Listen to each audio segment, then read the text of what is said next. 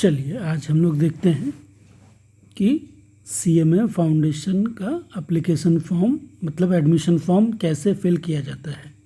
वैसे यही तरीका CMA फाउंडेशन के लिए भी रहेगा, CMA इंटरमीडिएट के लिए भी रहेगा और CMA फाइनल के लिए भी रहेगा।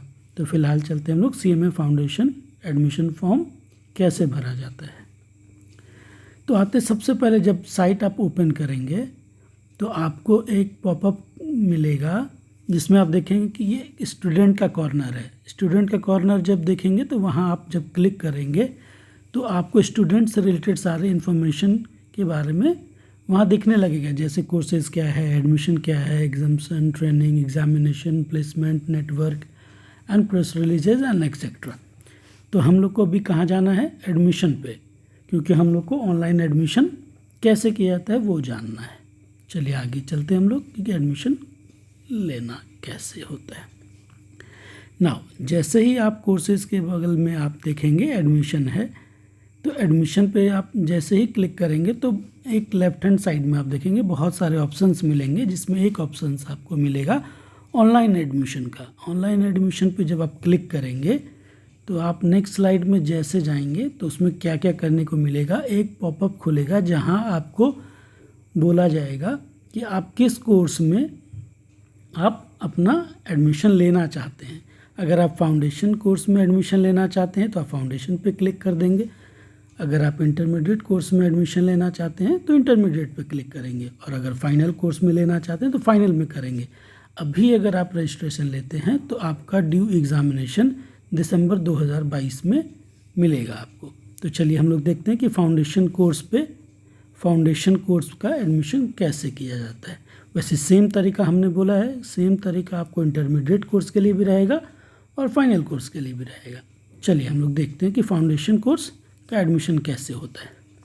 तो जैसे ही उस पर आप क्लिक करेंगे तो ये विंडो खुलेगा। इस विंडो में देखिए ध्यान से कि कैसे क्या करना होता है। तो स्टेप बाय स्टेप देखेंगे। जैसे यहाँ फाउंडेशन है, अगर आप स्टेप बाय स्टेप देखेंगे तो आपको पता चलेगा। जैसे मैं समझा रहा हूँ कि फाउंडेशन यहाँ है, फाउंडेशन आपका ये रहा फाउंडेशन। इसमें सबसे पहला ऑप्शन आपको, हर ऑप्शन को हम लोग एक एक करके देखेंगे। ये हर एक ऑप्शन को हम लोग एक एक करके देखेंगे। तो पहला ऑप्शन है हमारे पास, have you changed your name और सरनेम आफ्टर पासिंग 10th। अगर आपने 10th एग्ज़ाम के बाद अगर नेम या सरनेम चेंज करा है तो आप इसमें येस करेंगे, अदरवाइज इसमें आप नो करेंगे। ठीक है। उसके बाद अब आपको चुनना है कि हाईएस्ट क्वालिफिकेशन फॉर एडमिशन अभी फ़िलहाल आपके पास क्या है। तो अभी आप ऑप्शन क्या चुनेंगे? अगर आप सीधा 10th पास करने के बाद एनरोलमेंट लेना चाहते हो CMA फाउंडेशन में तो क्या करना होता है, और अगर आप 12th का भी अपियरिंग है, अगर आपका मीन्स अभी आपका रिज़ल्ट अवेटिंग है, रिज़ल्ट नहीं आया है और मार्कशीट नहीं आया है, तब आप क्या कर सकते हैं वो सेम देखा जाएगा। तो आगे नेक्स्ट स्लाइड पे हम लोग चलते हैं कि क्या करना होता है। तो अभी आपने देखा सबसे पहला ऑप्शन है have you change your name और surname after passing class 10th, yes और नो। तो ये नो रहेगा अगर आपने चेंज नहीं करा है तो।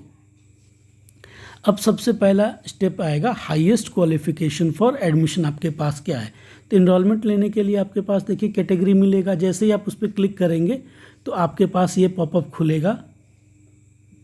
इसमें देखिए रहेगा सिलेक्शन के लिए, please select past class 10th और इक्विवेलेंट, अपीयर्ड इन क्लास 12 और इक्विवेलेंट, और पास्ट क्लास 12 और इक्विवेलेंट। तो हम लोग अगर देखते हैं, अगर मान लीजिए हम 10th का एग्ज़ाम पास करके अगर इनरोलमेंट लेना चाहते हैं CMA फाउंडेशन में तो हमें क्या करना होगा। तो पहले उस पर चलते हैं। If you passed only 10th exam yet then please select past class 10th और इक्विवेलेंट। ठीक है, आपने इसको चूज़ कर लिया है। अब आप नेक्स्ट चलेंगे। जब आपने केवल ये सेलेक्ट किया मीन्स अभी आपने केवल 10th का एग्ज़ाम क्लियर किया है तो आपको ये सिलेक्शन करना पड़ेगा पास क्लास 10th और इक्विवेलेंट। उसके बाद आपको ये डॉक्यूमेंट्स आपको कैरी करके रखना होगा while getting admission in CMA foundation. Means ये डॉक्यूमेंट्स आपको लगेंगे CMA फाउंडेशन के एडमिशन फॉर्म के लिए। ऑनलाइन एडमिशन फॉर्म के लिए। लाइक पासपोर्ट फ़ोटो रहना चाहिए जो कि जेपीजी और जेपीईजी फॉर्म में ही केवल रहेगा, 200 KB से ज़्यादा इसका साइज़ नहीं रहेगा। उसके बाद स्पेसिमेन सिग्नेचर, जो भी आपका सिग्नेचर है वो भी जेपीजी और जेपीईजी फॉर्म में ही रहेगा, वो 100 KB से ज़्यादा नहीं होना चाहिए। एज प्रूफ में जहाँ भी आपका एज प्रूफ है, लाइक आधार है, आपका 10th का मार्कशीट है, जो भी है, जहाँ भी आपका एज मेंशन किया है वो PDF फॉर्मेट में आपको यहाँ अपलोड करना होगा, जो कि 300 KB से ज़्यादा नहीं होना चाहिए। उसके बाद चलते हैं, हमने इनरोलमेंट करने के लिए हाईएस्ट क्वालिफ़िकेशन क्या डाला है, क्योंकि अभी हमने केवल 10th पास किया है और 10th पास करने के तुरंत बाद हम CMA फाउंडेशन में इनरोलमेंट लेना चाहते हैं। तो हमारे पास फ़िलहाल 10th मार्कशीट है, तो वो हम लोग अपलोड करेंगे, इसलिए यहाँ रजिस्ट्रेशन टाइप में देखिएगा 10th पास्ड है। ठीक है, तो ये हो गया आपका फर्स्ट स्टेप के लिए हाईएस्ट क्वालिफ़िकेशन फॉर एडमिशन के लिए क्या करना होगा। अगर ये तो 10th पास का हो गया, अगर आप दूसरे ऑप्शन पे जाएंगे, मीन्स आपने 10th तो क्लियर कर ही लिया है, उसके बाद आप 12 में अभी अपियरिंग है, मीन्स आपका या तो रिज़ल्ट वेटिंग है या तो एग्ज़ाम अभी नहीं हुआ है, तो आप चूज़ करेंगे अपियर्ड इन क्लास 12 और equivalent. If you appeared in class 12 और equivalent, please select second option. अब सेकेंड ऑप्शन में जब तक आपका रिजल्ट अवेटिंग और मार्कशीट अभी नहीं आया है, तब तक आप जो रजिस्ट्रेशन करेंगे तो वो रजिस्ट्रेशन टाइप आप एकदम ध्यान से देखेंगे कि वो रजिस्ट्रेशन क्या कहलाएगा। वो रजिस्ट्रेशन आपका ये रजिस्ट्रेशन रहेगा प्रोविज़नल। प्रोविज़नल रजिस्ट्रेशन का मतलब होता है कि अभी आपने 12 में एडमिशन लिया है और एग्ज़ाम अगर आपने दिया है, लेकिन अभी आपका मार्कशीट और रिज़ल्ट अवेटिंग है, अभी आया नहीं है, तो आपको ये प्रोविज़नल रजिस्ट्रेशन करना पड़ेगा। लेकिन हाँ, एक चीज़ आप ध्यान रखिएगा, एक चीज़ नोट है, after passing 12th exam we need to upload 12th marksheet when we get. जब आप 12th एग्ज़ाम पास कर जाओगे और आपको 12th का सर्टिफिकेट मिल जाएगा, तो आपको फिर उस समय यहाँ 12th का मार्कशीट अपलोड करना ही पड़ेगा, कंपलसरी है। तो ये हो गया आपका पहला, हम लोग देख लिए कि अगर 10th पास करके आना चाहते हैं तो क्या होगा, और अगर 12 में अपियरिंग है तो क्या करना होगा। अब लास्ट ऑप्शन आपके पास बचता है कि अगर आपने 12 का एग्ज़ाम पास कर लिया है तब क्या। तो चलते हैं, अब आपके पास तीसरा ऑप्शन बचता है कि 12 का एग्ज़ाम अगर आपने पास कर लिया। तो पहले तो अभी आप देखिए कि प्रोविज़नल रजिस्ट्रेशन करते समय भी आपको क्या क्या डॉक्यूमेंट अपलोड करना होगा, तो वो देख लीजिए। पासपोर्ट साइज फ़ोटो, जैसे आप 10th में अगर 10th पास करके एनरोलमेंट लेना चाहते हैं तभी भी वही लगेगा, और अभी भी आपको पासपोर्ट साइज़ फ़ोटो, सिग्नेचर जो कि जेपीजी और जेपीईजी फॉर्म में रहना चाहिए। साइजेस आपको मेंशन्ड है 200 KB और 100 KB। एज प्रूफ में आप देंगे जिस पे आपका एज मेंशन है। उसके बाद 10th का मार्कशीट आप उसको अपलोड करेंगे PDF फॉर्मेट में, 300 KB से ज़्यादा नहीं होना चाहिए। उसके बाद अभी आप 12 में अपियरिंग हैं, इसीलिए 12 का मार्कशीट तो आपके पास होगा नहीं, इसलिए आप 12th का एडमिट कार्ड लगाएंगे। ठीक है, वो भी PDF फॉर्मेट में, जो 300 KB से ज़्यादा नहीं होना चाहिए। ये डॉक्यूमेंट्स आपको अपलोड करने रहेंगे। ठीक है, उसके बाद चलते हुए अभी हमने देख लिया कि हाईएस्ट क्वालिफ़िकेशन, ये तीनों स्टेप हमने क्लियर एक एक करके देख लिया है कि क्या करना है। आप ये देख लिए कि have you changed highest qualification, registration type भी आपने देख लिया कि प्रोविज़न कब होता है, और अगर आप 12 एग्ज़ाम पास करके एनरोलमेंट लेना चाहते हो तो ये प्रोविज़नल नहीं रहेगा, वो ओरिजिनल हो जाएगा, मीन्स रेगुलर हो जाएगा। फिर आपको 12 का marksheet on the same day आपको अपलोड करना पड़ेगा, आपको बाद में अपलोड करने की ज़रूरत नहीं पड़ेगी। तो अभी तो हम लोग अपियरिंग में, जब 12 अपियरिंग है इसीलिए देखना चाह रहे हैं कि क्या करना है। अब आगे हम लोग चलते हैं। अब आप देखिए, अगर आप 12 पास कर चुके हैं तब क्या करना होगा। If you cleared 12th exam please select past class 12 और इक्विवेलेंट। ठीक है, तो आइए, जब आप पास कर लेते हैं तो क्या करना होगा। अब आपको फॉलोइंग देखिए, अब यहाँ फिर से देखिए कि क्या करना होगा। अभी देखिए ये ऑप्शन आपके पास आ गया कि आप पास कर चुके हैं क्लास 12 एग्ज़ाम, तो आपको कौन कौन से डॉक्यूमेंट लगेंगे। पासपोर्ट साइज फ़ोटो लगेगा, स्पेसिमेन सिग्नेचर लगेगा, एज प्रूफ में जो भी आप देना चाहिए, जो भी आपके पास अवेलेबल है वो देंगे। 10th का मार्कशीट कंपलसरी है और 12th का भी मार्कशीट कंपलसरी है, PDF फॉर्मेट में दोनों रहेगा। अब आपका देख लीजिए, रजिस्ट्रेशन टाइप प्रोविजनल ना होकर रेगुलर हो जाएगा। मीन्स रेगुलर का मतलब है कि no need to upload marksheet again like provision में आपको मार्कशीट बाद में भी अपलोड करना रहेगा। All need to upload here, ठीक है, सारा का सारा आपको अपलोडिंग यहीं करना होगा, ठीक है। और आपका रजिस्ट्रेशन टाइप भी रेगुलर हो जाएगा। अब हम लोग चलते हैं अगले स्टेप पे कि अगले स्टेप पे क्या करना होगा। चलिए देखते हैं। अब आपने सारा स्टेप कर लिया। अब आपको मिलेगा कोचिंग टाइप। कौन सा कोचिंग टाइप में आप लेंगे, या तो ओरल लेंगे या तो पोस्टल लेंगे। ओरल और पोस्टल में क्या फ़र्क है ये आप जानिए। यहाँ ओरल में अगर आप इनरोलमेंट लेते हैं तो आपको CMA इंस्टीट्यूट द्वारा जो चैप्टर ऑफिस रहेगा वहाँ क्लासेस प्रोवाइड किए जाएंगे, ठीक है। और पोस्टल में आपको क्लासेस वहाँ प्रोवाइड नहीं किए जाएंगे, वो अप्लीकेबल आपके लिए नहीं होगा। आपको अपने घर पे खुद से पढ़ना है। वहाँ जो असाइनमेंट भेजा जाएगा इंस्टीट्यूट के द्वारा उसको फिल करके आपको भेजना है, ठीक है। ये पोस्टल के लिए हो गया। अब अगर आप ओरल में अप्लाई करते हैं तो क्या करना, आगे क्या होगा वो देख लेते हैं। अब जैसे ओरल में अप्लाई करेंगे आप तो देखेंगे कि आपका कोचिंग टाइप ओरल हो गया। स्टेट सेलेक्ट करना होगा कि किस स्टेट में आप इनरोलमेंट लेना चाहते हैं। तो स्टेट में चलते हैं हम लोग आगे। कैसे, स्टेप बाय स्टेप मैंने लिखा है, यहाँ स्टेप बाय स्टेप मैंने दिखाया है। तो आप देखते रहिए स्टेप। फिर है कि जैसे ही आप रजिस्ट्रेशन टाइप देख लिए, कोचिंग टाइप भी ओरल हो गया आपका। स्टेट फॉर एग्जांपल हमने झारखंड सेलेक्ट किया है। तो अब झारखंड में बहुत सारे रीजन और चैप्टर ऑफिस होंगे। तो जहाँ भी चैप्टर ऑफिस आपके नियर बाई में है आप उसको सेलेक्ट कर लेंगे अगर आप वहाँ जाके क्लास करना चाहेंगे। तो यहाँ क्लास के रिलेटेड भी रूल्स है जो अभी नेक्स्ट स्लाइड में हम लोग देखेंगे, ठीक है। अभी रीजन और चैप्टर अभी आपको सेलेक्ट करना है, ये जो आपको दिया रहेगा।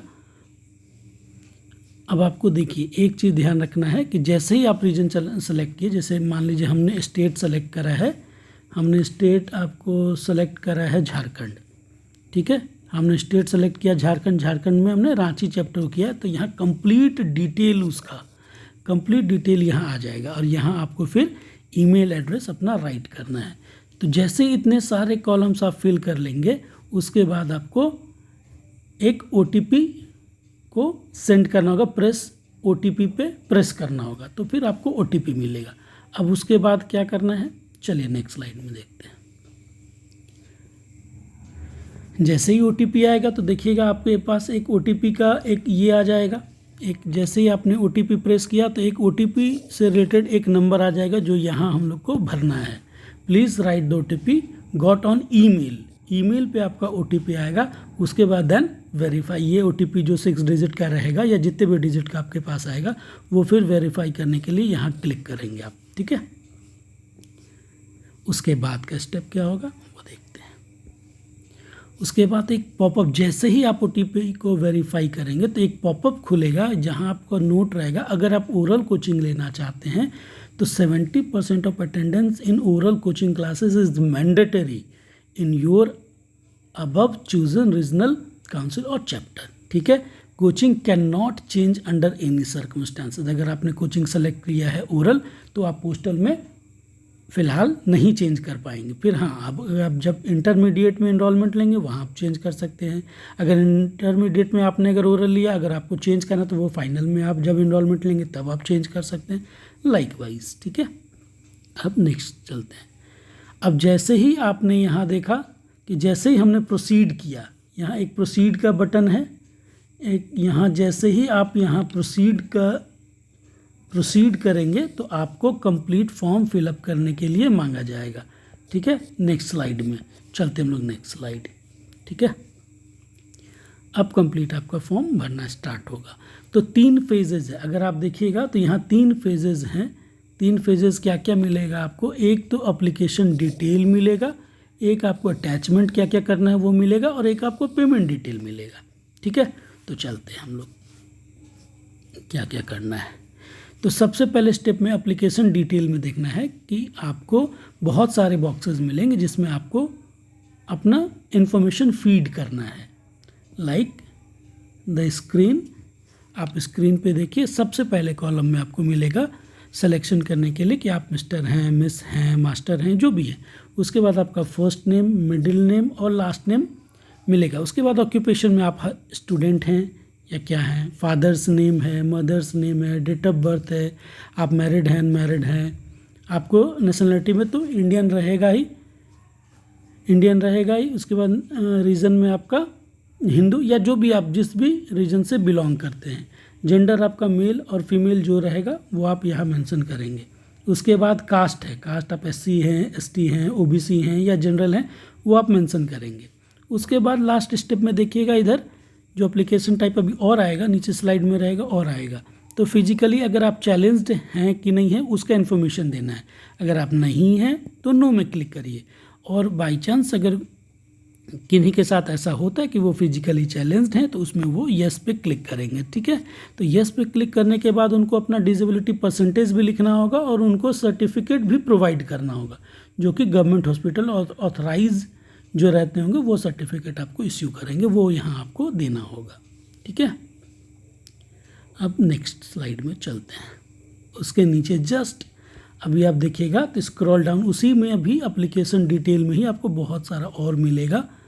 तो जैसे हमने देखिए फर्स्ट स्टेप हमने क्लियर कर लिया, फर्स्ट स्टेप हम लोग का हो गया, इतने सारे स्टेप्स हमने क्लियर कर लिए। अब नेक्स्ट स्टेप ये है, तो ये कैसे है, यहाँ आपको एड्रेस फिल करना है, बस fill with the address and mobile number. सारी जगह एड्रेस है, उसके बाद स्टेट कौन सा है, सिटी कौन सा है, आपका एरिया पिन कोड क्या है, आपके मोबाइल नंबर क्या है, ईमेल आईडी तो आपने पहले ही फिल कर लिया है।